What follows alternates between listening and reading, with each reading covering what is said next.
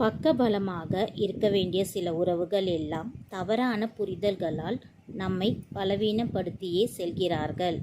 வார்த்தையால் சில பேர், செய்கையால் சில பேர், மௌனத்தால் சில பேர்.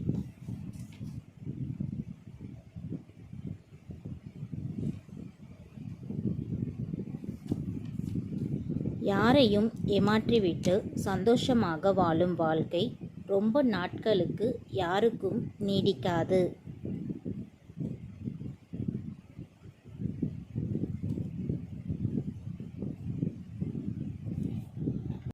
காப்பாற்றிய தந்தை வயதான காலத்தில் அவர் வாழ்வதற்கே தடுமாறுகிறார்.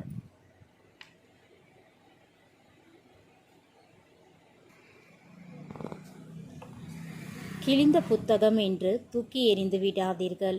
அதில் கூட நீங்கள் உயர்ந்து வாழ ஒரு சில வரிகள் இருக்கும். ஒரு முறையேனும் படித்து பாருங்கள்.